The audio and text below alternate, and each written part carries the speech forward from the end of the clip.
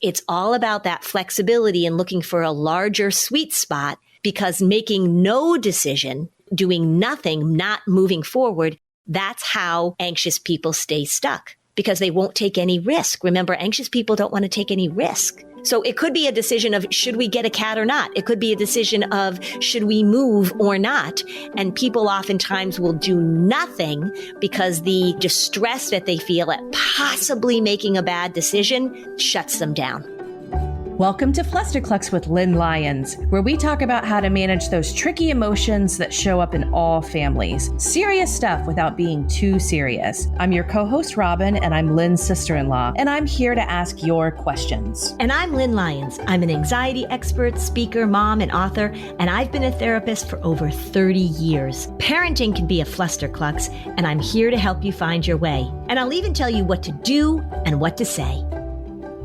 So, Robin, today we're going to talk about decisions. Okay. You mean making choices? Making choices. Yeah. So we've gotten several questions in the podcast Facebook group about decisions and how they can be so crippling for kids. And some people have even asked, is this related to anxiety? Is this an anxiety thing? We think about decisions. We think about big decisions. So a lot of families, we're into May, and a lot of people made that May 1st decision about what college that they're going to go to.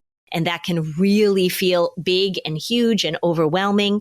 But the way that anxiety and decisions are connected is really much more insidious in terms of our everyday lives, in terms of what decisions we have to make. It really becomes cumbersome. And I just want to talk about the connection between anxiety and making decisions, both big ones and small ones.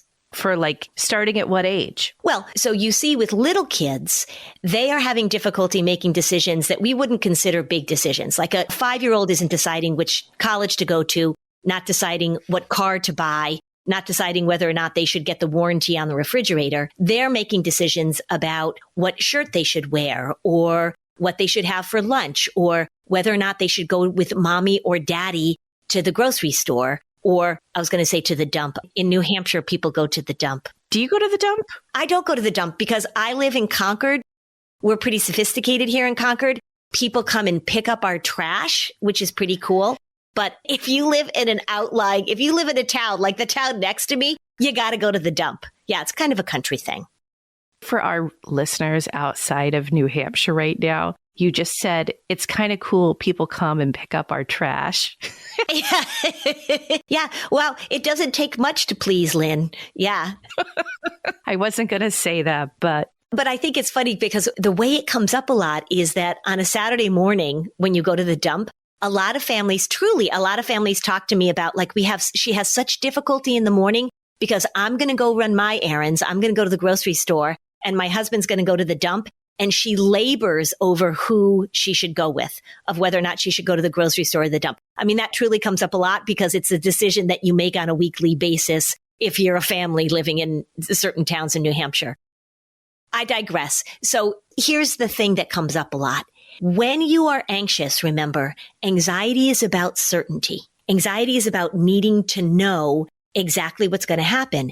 And whenever you make a choice, you're saying yes to something, but you're saying no to something else. And if there is any kind of uncertainty about, gosh, what's the best choice, it becomes crippling. And the thing that's often the case is that it doesn't really matter which shirt that you wear. It doesn't really matter if you decide that you're going to have this for dinner or that for dinner on every particular day. But the way that anxiety gets so controlling is that it makes you believe that there is one good choice and you have to make the right one. And that's how this comes up over and over again. It comes up with little kids with little decisions that feel like big decisions to them. Then as you get older, the stakes are higher with the decisions you're making, right? Like, should you try out for the school play or not? Or should you do this? Or should you do that? Who should you hang out with? What college should you go to? Should you take this part-time job? And I see it also just continuing to move into adulthood as well. Then you're trying to decide things like, should I buy this car? Should I buy this house? Should I take this job offer? It becomes a pervasive thing in an anxious person's life because they have to know ahead of time that they're making the right decision. And what if you make the wrong decision? There's that what ifing. So very, very common with people who are anxious, for people who worry. When you say this, for those who are regular listeners and have or read your books, one of the things I have a question about is, would you say that a lot of this is associated with another anxiety pattern of perfectionism, and or is this also about underdeveloped sense of autonomy in a child as well? So maybe you can talk about the early development of how this would appear in a kid where a parent should really be paying attention. Yes, you're right on both parts. So in terms of developing autonomy, one of the things that you want to do is you want to give your child the opportunity to pick and choose different things, because we want them to have experiences where they make bad choices. And we want them to have that experience when the stakes aren't so high. So say you decide that you want to have this flavor ice cream instead of that flavor ice cream, and then you regret, oh God, you should have gotten this ice cream flavor and not that ice cream flavor. That is a really good experience for a child to have, because they're realizing through these choices, through these decisions that they're making, is that sometimes we make bad choices. And then what do we do about that? That it's okay if we make a decision. It's okay if we feel a little bit of regret. But if you are a parent that's stepping in to make sure that everything always goes the way it's supposed to go, if you are a parent stepping in to make sure that your child is never disappointed or never makes a bad choice or never screws up, you're not giving them the ability to develop that autonomy, for sure. Here's the other thing too, though, is that it's better to give kids choices, but if you're little, we don't want to overwhelm them with 17 different choices. So you say to a little kid, well, would you prefer to have this or that? Or would you prefer to go to this place or that place? When you see a younger child freaking out, right? I don't know if I should go with mommy or daddy, or I don't know if I should, grandpa wants to take me to this thing, but I also want to go to this thing with my brother. When you see that distress, that's a time for you to have a very concrete discussion about choosing things. And the language that you can use is you can say, oftentimes we can do more than one thing. We can have more than one thing. We have to decide between more than one thing.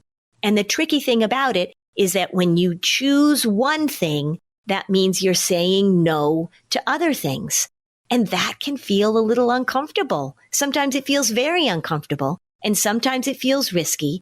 But we're making a decision now because we don't have a time machine where we can go into the future and see what's the best decision. So we're going to make a decision based on the information we have now. And we also want to talk to kids about the fact that there are different levels of decision and that we make lots of decisions and choices during the day. Anxiety, as defined by David Barlow, one of my favorite definitions, an overestimation of the problem, an underestimation of your resources to handle it. So if your child is absolutely paralyzed by whether or not they should wear the green t-shirt or the blue t-shirt, they are promoting that decision to an emergency, to a level that it doesn't deserve.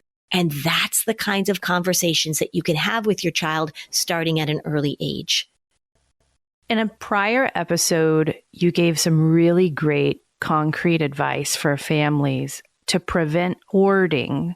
You gave really concrete steps for families with younger children, how to choose to get rid of things, because that's a learned skill. So if you have a child who is showing distress, making a choice of going with mommy or daddy, which is like the clients in your office, let's either work from that moment or even let's think of it preventatively too. If that family went back in time, what would be some groundwork that they put down to help support healthy decision-making for a 6 or 7-year-old? Mm-hmm.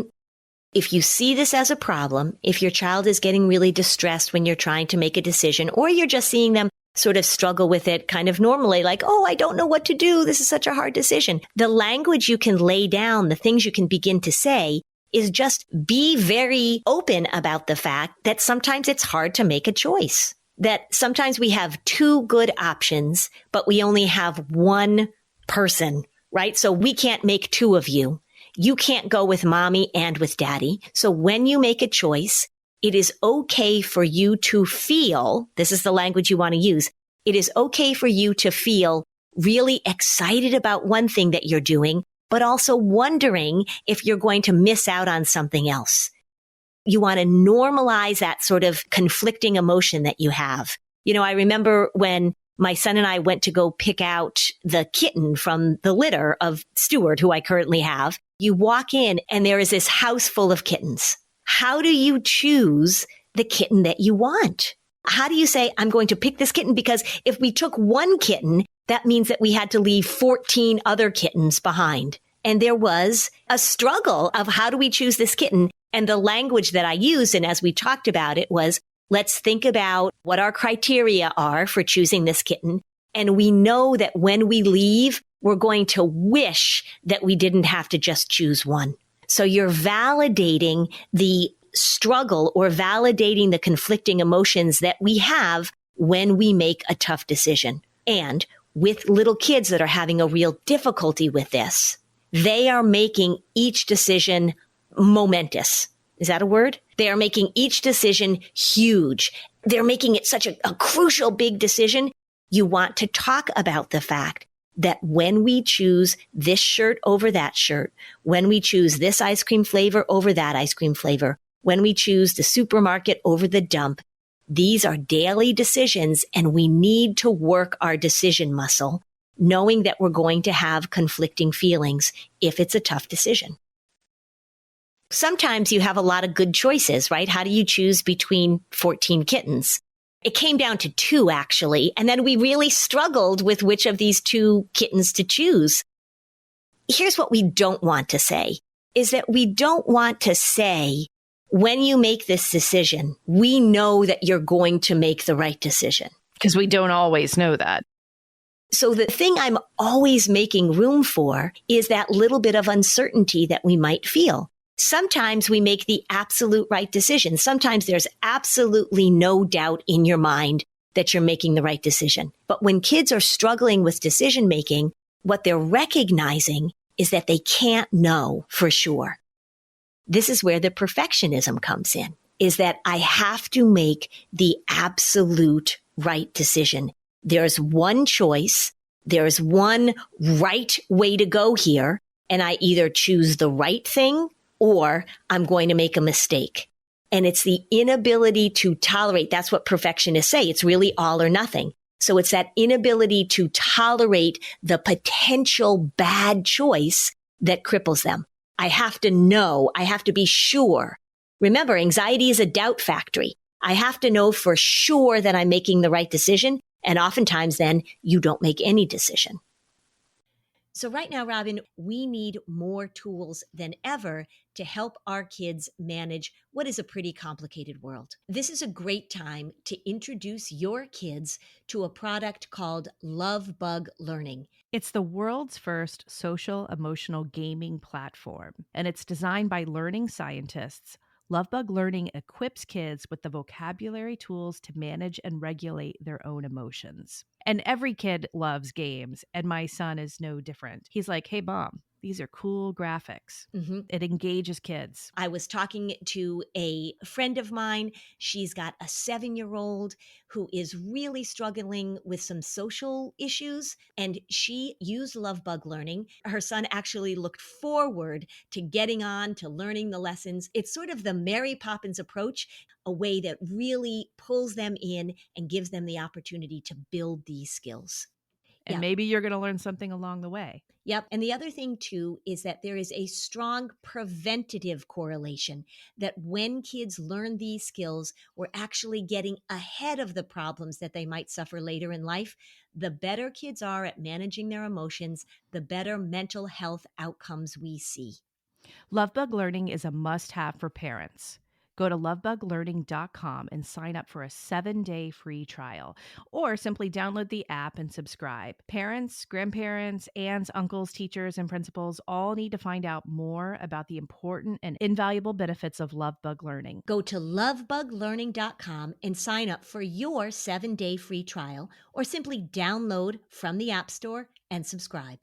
Lynn, I have a question to ask you. We now have photo albums on our iPhones of pictures of weird things on our skin or our kids, where we call them like the weird medical photos.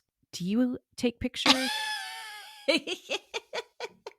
Okay, I don't have that. I didn't know that was a thing. Oh, it's a thing. I bet a lot of listeners are like, oh, yeah, no, we have a lot of weird pictures on our iPhones. Yeah. That always leads to the question, is this normal? Maybe you want to consider finding a doctor on ZocDoc. That sounds like a better idea. There are thousands of medical professionals on ZocDoc there to help you, and they actually know what they're talking about. Just to be clear, we're not posting these pictures on Facebook.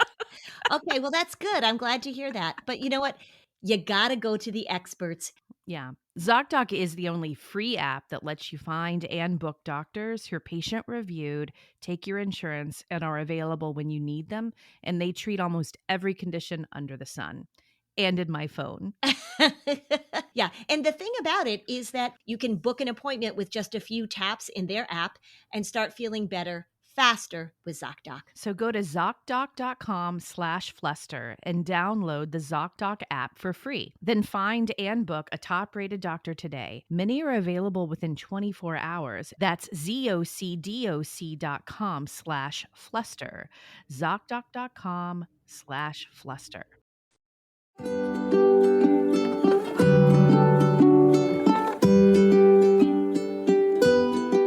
I guess now it's somewhere in the middle where you say, have the confidence to make a choice knowing that you don't know.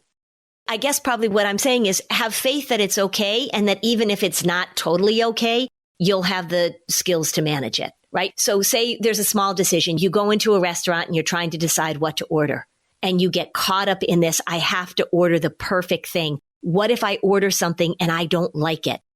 Well, order something that you're confident that you'll enjoy, making room for the fact that it's also okay if it's not as great as you thought it was going to be. Right. And then I think of the other mantra you share where that seems very relevant here is you say, go ahead and make a choice, but you can handle the outcome of your choice. I don't know. I guess if you get a kitty, how do you get a bad kitty? You might have had a bad kitty in your lifetime. Oh, you can get a bad kitty. So you're just looking at the behavior. When we went in to get these kitties, the two that we were struggling with was one, they named him Lovable Larry, who's now Stuart, because we wanted a kitty that was really lovey. We wanted a personality. It's sort of when you go choose a puppy, there are all these criterias of what you're supposed to look for. And then there was another kitty whose name was Toby. That was Larry's brother, who was adorable. So Larry, now Stuart, as a kitten, was less adorable than Toby, but was more lovey. Now, I'll tell you, we all know that Stuart has matured into a gorgeous cat, but that was the struggle that we had. And so we had this debate of sort of, well, he's cuter and he's friendly, and he's less cute, but he's super friendly. What if we pick the wrong kitty? That's what stops people from making decisions. What if I pick the wrong one? That happens. I knew somebody who bought a house and within 3 weeks of moving in knew that they had bought the wrong house. And like you say, how do you handle that decision? Well, she lived in the house for about 1.5 years and ultimately sold the house and moved to another house. It happens. And I think that's the language that we want to use with kids, is that we make choices and decisions. We don't want to overvalue small decisions, right? It doesn't really matter if you wear the green shirt or the red shirt. And then with bigger decisions like which college are you going to go to, or who are you going to marry, or what house you're going to buy, we spend more time evaluating those decisions, but we still cannot know for sure if that's the perfect decision. And so it's all about that flexibility and looking for a larger sweet spot, because making no decision, doing nothing, not moving forward, that's how anxious people stay stuck, because they won't take any risk. Remember, anxious people don't want to take any risk. So it could be a decision of, should we get a cat or not? It could be a decision of, should we move or not?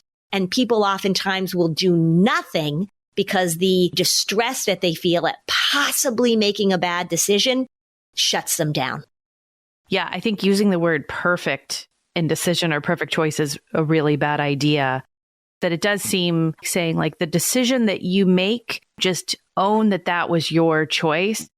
We were talking about kitties and suddenly it sounded like we were talking about colleges or, or husbands, or these decision skills are applicable at every age and at every circumstance. And so thinking about what do you prioritize? And if you prioritize this, then you should feel good about choosing this. But I think that's a great thing to say to our college age kids and our kids of all ages. If it's not the right school, you can transfer. Adults have bought the wrong house. The result of a choice that you later think wasn't the right one can be addressed. And it's really important when we're working with little kids, when we're talking with little kids about decision making, is that we start introducing the language that some decisions are bigger and smaller than other decisions. It really is okay for us to start to differentiate with kids about what's a bigger decision versus a smaller decision. Because remember, with anxiety, the content doesn't matter, and they treat every decision with equal weight. And so we can start working on these skills with little decisions and then be able to generalize them as we're making decisions that are a little more loaded as we get older. And I want to go back to a little bit about talking about the perfectionism. Questions that some of the parents asked on the podcast group, they really were seeing this showing up in little kids, and they're saying, is this a problem and how do I help? It really is something that you do want to pay attention to in your family, as usual, because if you are a family in which there is a lot of rigidity, or there is this pressure to be perfect, or there is an expectation to be perfect, if you're in a family in which when people make mistakes, that there's a high price to pay emotionally for making a mistake, you really want to pay attention to how you can begin to infuse the language of it's okay for this to not feel good. And it's okay for us to make a decision and still have a little bit of doubt about it. But the goal is, how are we going to move forward? One of the things that is really important if you're dealing with a child like this is that you don't get into a big debate about the content of the decision. If it's a small decision, that you use the language of, look, you can wear your red shirt or your green shirt.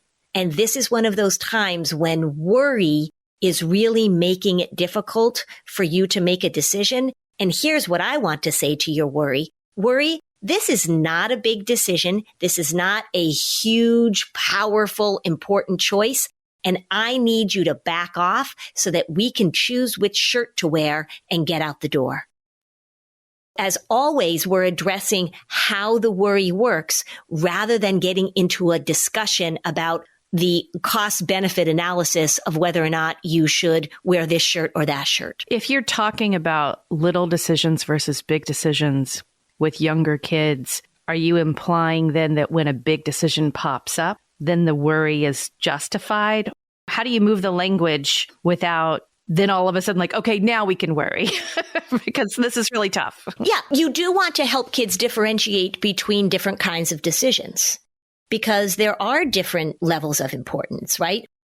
Even think of it in terms of an adult thing. Whether or not you choose to buy this car or that car is a less pressing decision generally compared to when you're choosing to buy this house or that house, the financial investment. Whether or not you're choosing to buy a different house in the same town or to move your family across the country because you got a different job offer. So there are different levels of decisions that we make. We want to help kids practice with the little decisions. We want to help them recognize that there's a process of decision making and there is a differentiation between something that the stakes are super low and the stakes are super high. The difficulty with this is that, for example, say that we're talking about tweens or teens, social decisions that we may think are either go to the birthday party or don't go to the birthday party, those feel much more loaded based on the developmental stage of the kid. So a social decision is going to feel very big. It's going to feel like an adult buying a car, whether you're deciding which party you should go to, which person you should have over, what you should say or not say. So we want to pay attention to the developmental stages for sure. But the main goal is to say consistently from little to big, There is a process we go through of making decisions. We get information if information is needed. But if we are making a decision that is a daily decision, a preference decision, that getting into the process of evaluating it really isn't necessary. And what you're seeing, particularly in little kids that are struggling with those little decisions, is that you're seeing kind of a budding need for certainty, a budding need for perfectionism, and they need more practice not knowing exactly what's going to happen. Okay, let's talk about some good language to use with older kids after the break. May is Mental Health Awareness Month, and Talkspace, the leading virtual therapy provider, celebrates every effort you make to improve how you feel and how you live. If you've been working on your mental health, or if you want to make progress towards a mentally healthier place, Talkspace is here for you. So obviously, I'm a big supporter of therapy. Whatever issue you're dealing with, it is something that everybody can benefit from. It is easy to get started with Talkspace. It's convenient to meet online wherever you're comfortable. It will make a difference in your life. There's no need to commute to appointments, miss time at work, or line up childcare in order to attend sessions. It's mental health care made easy. It's secure. They use the latest end-to-end bank-grade encryption technology to store client information and comply with the latest HIPAA regulations. Talkspace is also in-network with most major insurers. To celebrate every step you take toward a better, richer, fuller life, Talkspace is offering every listener of this podcast $100 off your first month with Talkspace. So just go to Talkspace.com/Fluster to match with a licensed therapist today. Go to Talkspace.com/Fluster to get $100 off your first month. That's Talkspace.com/Fluster. So, Lynn, now that the weather is getting warmer, I know you are probably training. I'm just training to get through the day at this point, Robin. If you are active, being hydrated is really just one of the most important things that you can do to keep your body moving, even to keep your brain functioning. Liquid IV's Hydration Multiplier is the one product you've been missing in your daily routine. In just one stick, you get 5 essential vitamins and 2 times faster hydration than water alone. I do use it after long flights. What are the flavors you like best? I think my favorite is the strawberry lemonade. I'm sort of a basic lemon lime gal. Oh, interesting. Yeah, they've got 3 times the electrolytes of traditional sports drinks. They're made with premium ingredients and non-GMO, free from gluten, dairy, and soy. So grab your Liquid IV in bulk at Costco, or you can get 20% off when you go to liquidiv.com and use the code FLUSTER at checkout. That's 20% off anything you order when you shop Better Hydration today using promo code FLUSTER at liquidiv.com.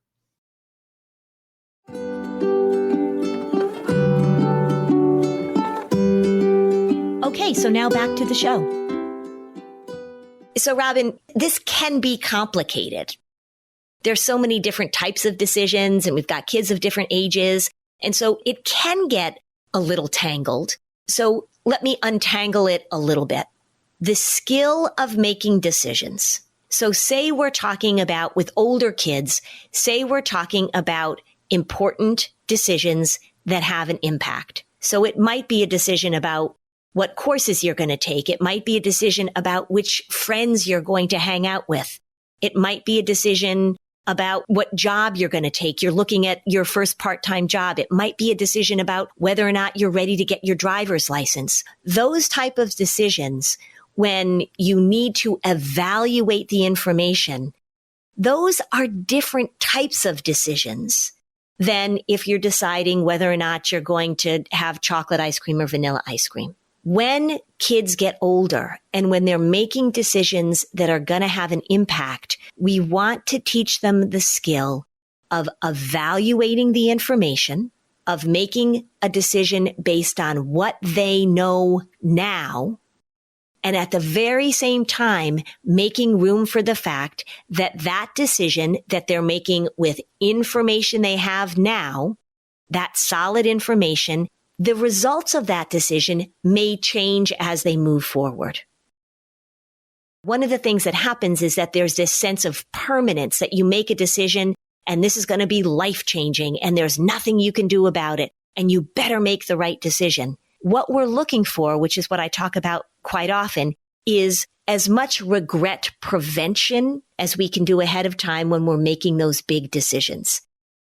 The way that you put regret prevention in place is that you get the information, you look at the information, you make a decision, and you remind yourself that you made a decision based on what you know now. This is a long time ago, actually. I was talking to a friend of mine who's a psychologist, and she was trying to make a decision about whether or not to take on a new position professionally that would require a significant amount of effort and time. And she was dealing with her children. And she wanted to make this decision, and she wanted the guarantee that would be the right decision in the future. She couldn't know that. She couldn't know what was going to happen with her children. She couldn't know whether or not who she was working with was going to stay who she was working with. And what we talked about as we were talking about making this decision is after she made the decision, she was going to write a letter to herself, reminding herself of how she made the decision then, so that in 2 years or a year from then or 4 years from now, if it was no longer the right job, if the position didn't work out, she wouldn't beat herself up and say, oh, I should have never taken that job. No, she took the job based on the information that she had at the time.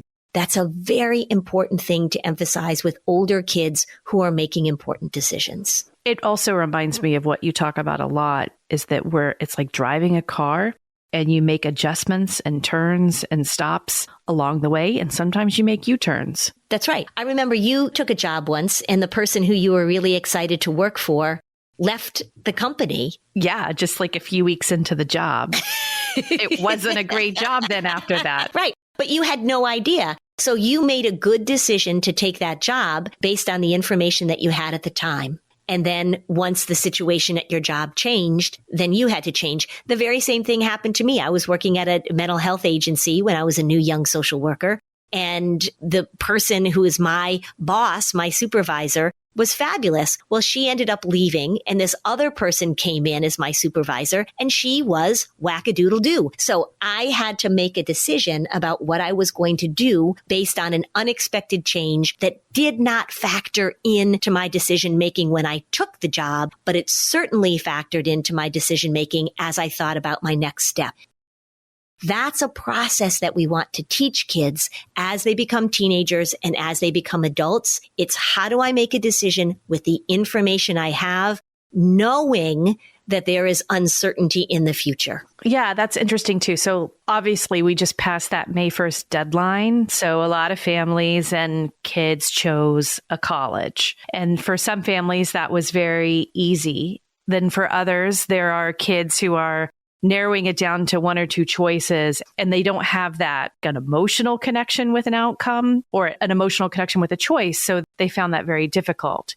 Let's just think about if that was your kid and they just couldn't make a decision like that. They didn't have any sort of skills or history that they could pull from, and they're stuck. What do you say to them? Well, at that point, if they're stuck, if they can't make a decision, this is when you have to say to them, so right now, we are at a point where not making a choice is a decision.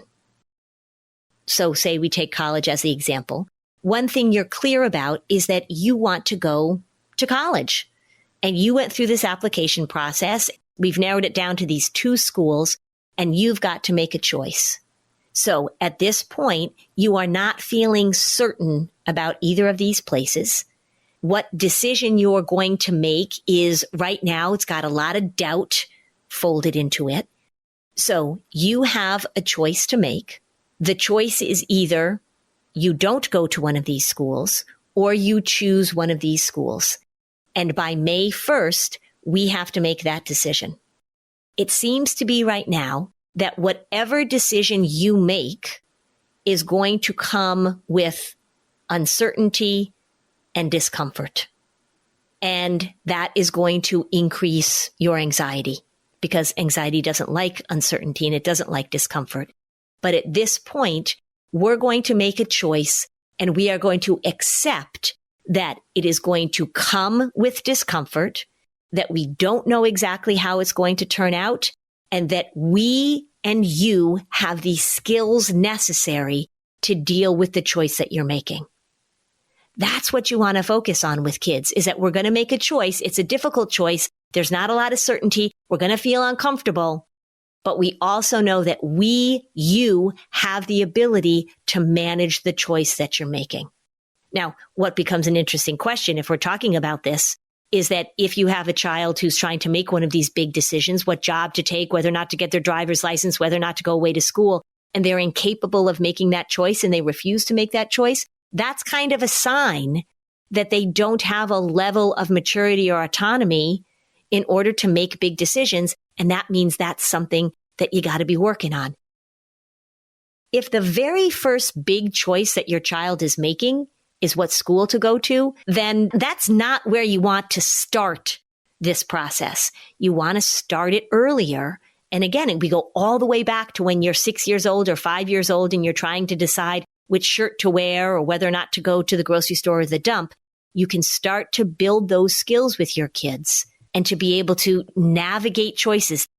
Decisions happen on a regular basis. We make decisions every single day. How do we begin to use that language that really gives our kids the experience of figuring out what's the choice they want to make? I stay away from saying the best choice. Make the choice they want to make, knowing that they have some skills to manage. Life is just a series of choices that add up over and over and over again. Life is a series of choices that we make, a series of decisions that we make. Some are not so important and some are more important. How do you help your child tolerate this process over and over and over again? Do you know what I saw as a mom who just toured schools? Yeah. I liked how my daughter made choices in the week of what she liked, what she didn't, what schools are not on the list, what are the top of the list. But you know what was kind of weird? A lot of times in this past week, we just got back from this tour, she would make very big decisions about what she liked and what type of school she wanted. And then we'd be at a restaurant and she would say, "What do I order?" And I would say, that's your choice. That's your choice. Because I was like, you know what? Like, we got to stop this. At some point, I don't want her asking me that. And I've always given her that autonomy, especially she's a great cook. We're into food. She's like, "What should I order?" And often I'm like the Meg Ryan character. And like, we're going to order that because the place will do this well. But, you know, it's just like, no, not my choice. That's your choice.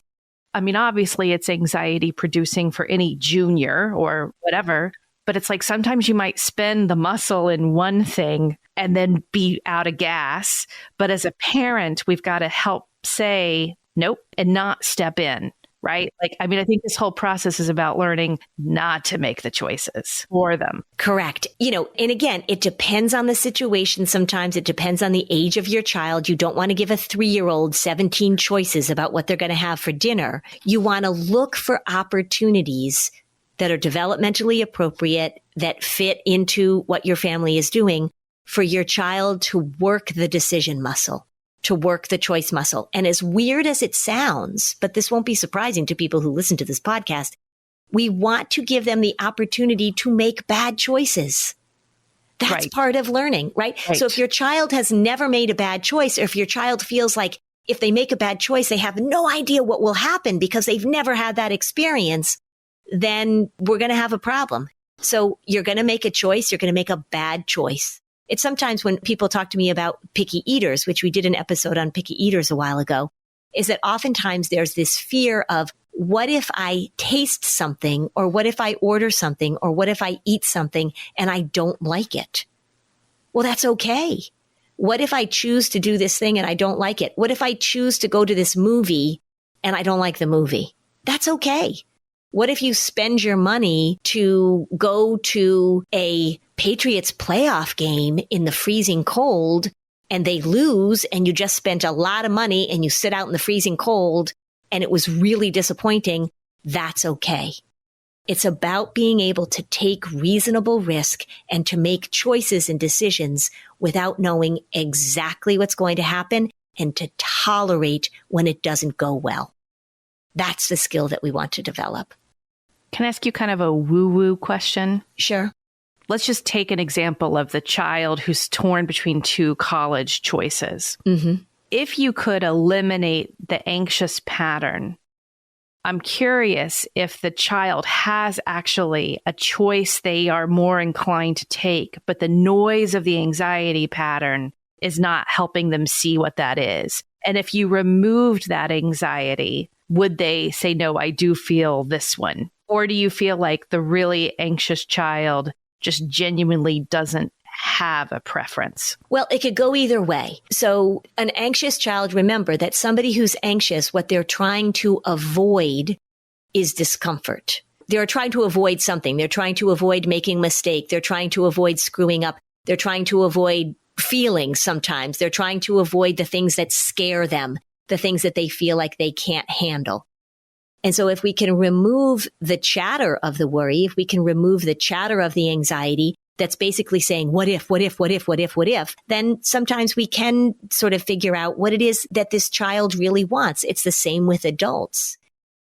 Is that if we can remove this layer of what if, you have to know, and we just allow ourselves to sort of make a decision based on, again, the information or sometimes it's based on how we feel. But the anxiety is always there to say, what if you make a mistake?